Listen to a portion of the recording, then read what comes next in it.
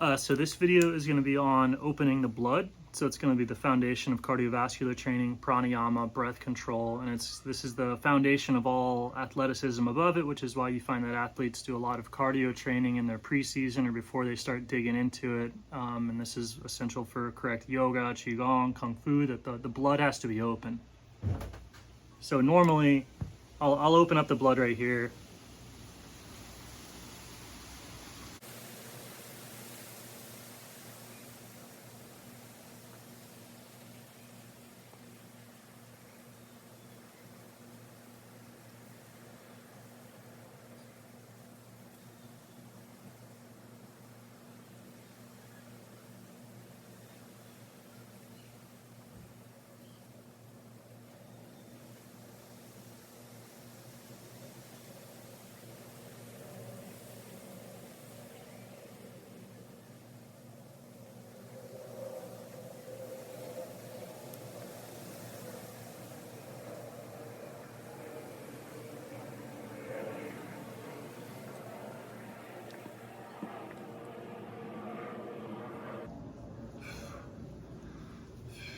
So normally the blood is sitting around 97 to 100%, and that's supposed to be normal blood oxygen level. So to learn to access the rest of the energy in the blood, you have to learn how to discharge that energy so that it's like that's like a muscle or a spring that you have. Like when it's full, then you can discharge all of that oxygen.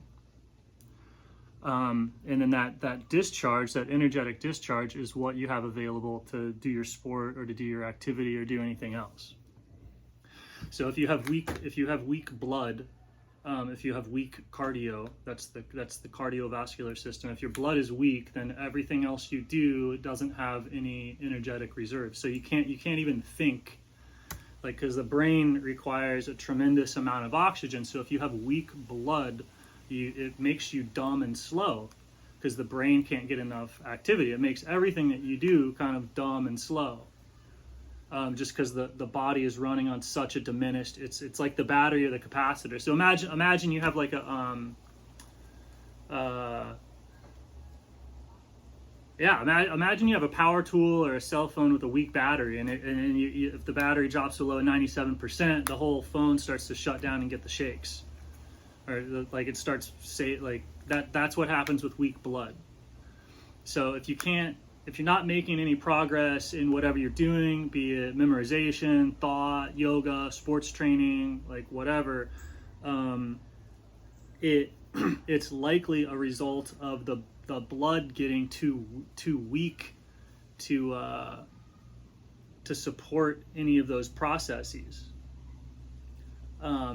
So when you run or when you do cardio, when you're doing an exertion, like you're using up the energy on one end more than you can breathe in, and then so that puts a draw on the blood, especially around the muscles, and the blood's discharging a lot of its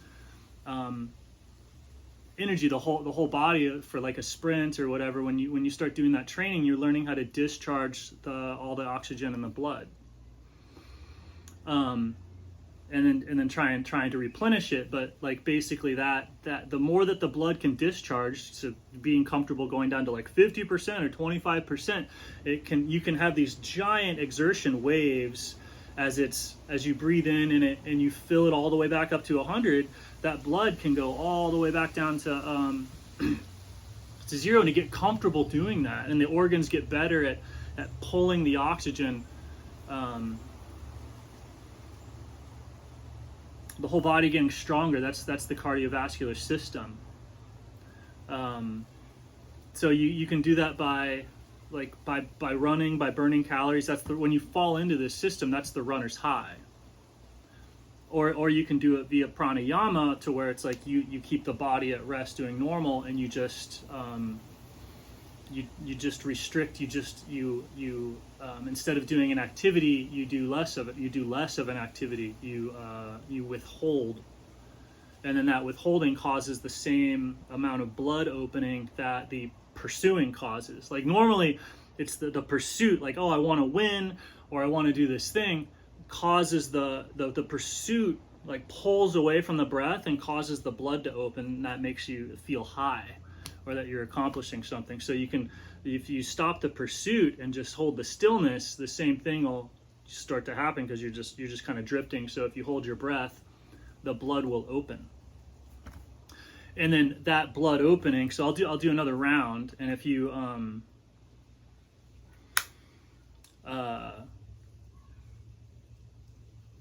yeah, we'll see how low you can go, and if you get used to it, it's like you can stay around 50, go between 50 and 75% for like a long duration, or hold it at 90% for a long time. And that's the same as like going out and doing sprints, or like jogging 10 miles or whatever. So you can a lot of times, like the blood gets so weak that you can't even do cardiovascular activity without hurting yourself or whatever. So you can do pranayama or whatever, or you can, another thing that does the same thing is an ice bath. It forces the blood open. Same way, cold. So you don't have to move, so there's no injury, right? So like I said before, you do the breathe up. Some people say it's like, oh, you're discharging CO2 and that makes it easier and all that. And it's like, it's basically, it's any kind of movement. You want to feel like your breath, because you're going into the blood. So when you breathe, you try and feel your blood like the surface of a bathtub, and you're causing as much, you're putting as much bubbles and waves and agitation into the surface of that bathtub that is your blood as possible with the breath. So then it causes a crazy distraction, and then you can just kind of like punch right through, and there's not quite as much suffering. It's just a trick to get through a shock. There's a shock similar to cold water, or like that. Oh, I'm not feeling too good until I get warmed up, and then okay, then I can hold pace or whatever. It's the same. There's the same thing. So there's techniques to get through that wall until you're punching through it every single day, and then you don't really need the technique anymore to get through the nervousness or the resistance of the body. Okay.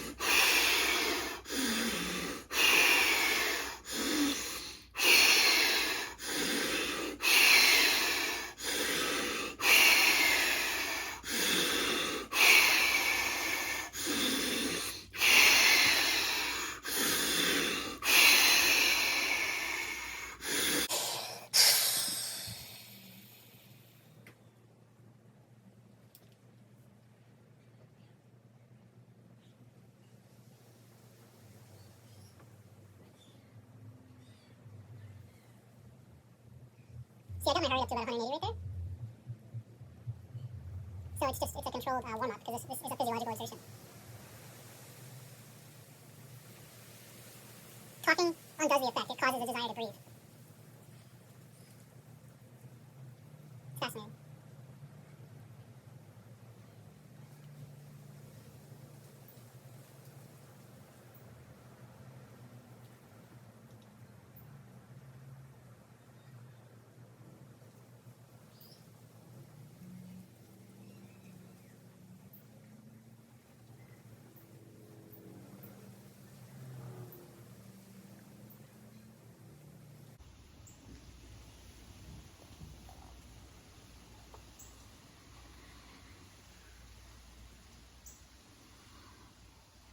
So that 75% or whatever, 70, 68, 65, 63, 62, 60. So there's a little bit of a delay. So I'll do one more without talking or whatever, because the talking really does screw everything up. I think I'm like, oh yeah, I can just talk, and then it definitely messes something up.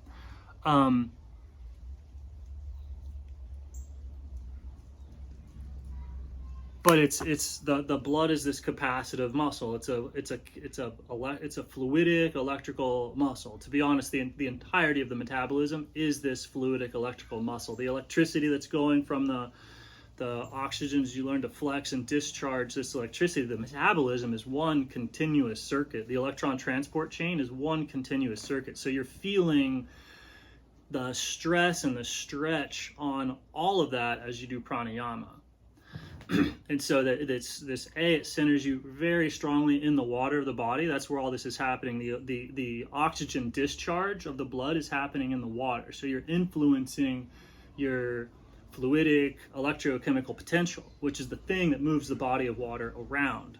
Like you are a bunch of chemical reactions dissolved in water, and then that you can literally float the water around using the electricity in it. You can move it, right?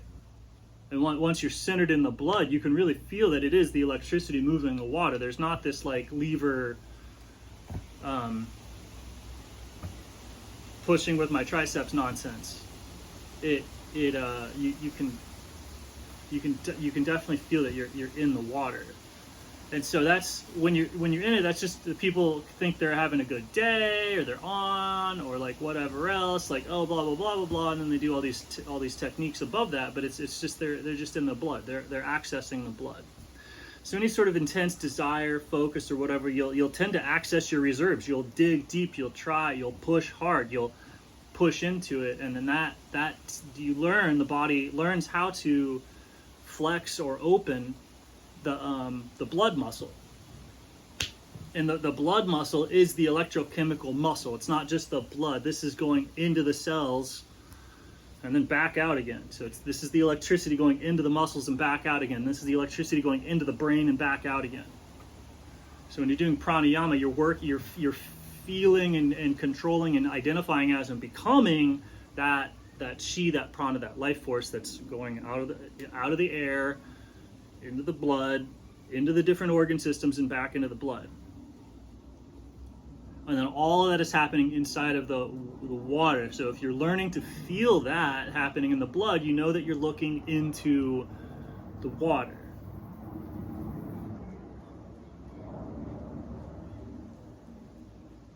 Which that's one step away from realizing that you're looking from the water, and that this is happening inside of you. This electrochemical whatever's happening inside of you. And so yeah, if you're wondering why XYZ thing isn't working, whether your discipline, your motivation, your skill, your learning potential, your focus, your intensity, it's weak blood. You have weak blood. You have a weak connection to your soul. That's why, like, if the body looks flaccid, pale, pathetic, soft, whatever, it's weak blood.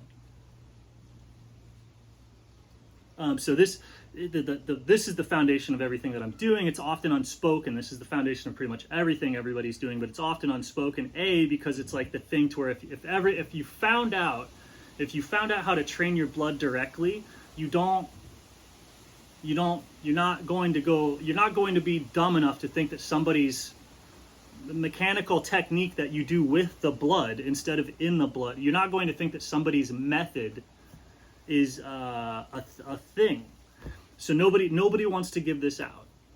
In fact, everything on my channel nobody wants to give out. It's the ruin the industry thing. That's what I'm trying to do with the consciousness, wellness, and movement industry. It's all dumb. It needs to be ruined. It needs the whole wellness consciousness industry is just as stupid as the pharmaceutical industry. It's just as stupid as everything else going on right now. All the athletic training, everything it's just as stupid. It all needs to come down, and the thing that's going to bring it down is the actual giving the actual power to people so that there's nothing that they lack, and nobody wants to do that. So this is but the people into consciousness, movement, spirituality might be smart enough to realize that if they take this hit and they let themselves be made obsolete by giving everybody access to stronger blood via the insight contained in water, in their own water, then that gesture, that resonance might allow other systems that are equally stupid and equally redundant to collapse, but they're maybe not embodied enough to realize that they need to do that. But there is a wellness crowd or whatever that is maybe smart enough to realize that to take the step that makes their shtick obsolete, like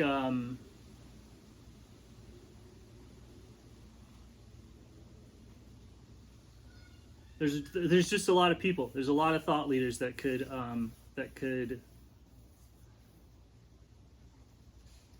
you make yourselves if you make yourself obsolete by recognizing a higher organizing principle than the one that you've devoted your entire life to say that this is a waste, my entire thing is a waste of time because this new thing is better. I think that gesture is kind of required, and it's scary because it's like, how is anybody going to make any money? How is anybody going to find meaning or purpose or relevance or anything like that if the current need, like people are finding their purpose and their relevance by filling particular needs, and that, but so like what happens if we actually fix the thing that causes the need, and then that entire section of wellness or whatever is being done, like all the coaches and the training and all the blah blah blah of like this dissemination of knowledge and